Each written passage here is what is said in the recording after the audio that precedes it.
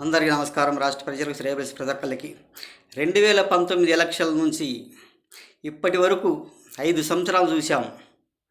మరి 2019 ఎలక్షన్ అప్పుడు ఫస్ట్సారి 151 ఎమ్మెల్యే సీట్లు ఇచ్చారు, 22 ఎంపీ సీట్లు ఇచ్చారు. మరి మన రాష్ట్రానికి ఏం చేశారు, ఏం పీకారు ఒక్కసారి చెప్పండి. ఇప్పుడు 175 ఎమ్మెల్యేలు ఇవ్వండి, 25కి 25 ఎంపీ సీట్లు ఇవ్వండి అని అంటారు. మరి ఈ 5 సంవత్సరాలు మన రాష్ట్రానికి ఏం చేశారు ఒక్కసారి చెప్పండి.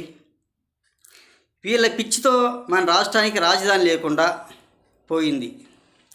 3 అంటాడు, మళ్ళీ అధికారంలోకి వస్తే ఈసారి 2024 సంవత్సరం అధికారంలోకి వస్తే మళ్ళీ 5 సంవత్సరాలు నేనుంటా, 26 రాజధానులు చేస్తామని అంటాడు. వీళ్ళ పిచ్చితో, వీళ్ళ పదవుల పిచ్చితో, పదవులు లేకపోతే మనం బతకలేము, రాష్ట్ర ప్రజలు ఓట్లు లేకపోతే మనం బతకలేము అనే స్థితికి వచ్చింది. ప్రతి ఒక్కళ్ళు ఆలోచించండి మన రాష్ట్ర పరిస్థితి గురించి.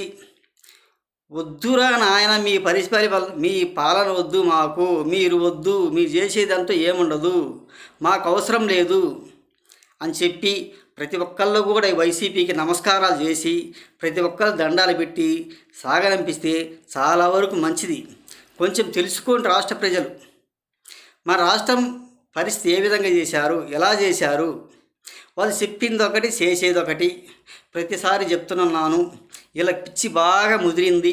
ఈ ఎమ్మెల్యేల పదవులు లేకపోతే వీళ్ళు బతకలేరు, ఈ సంపాదించుకోలేరు, ఏది కూడా చేయలేని పరిస్థితికి వచ్చింది వీళ్ళ పరిస్థితి అంట.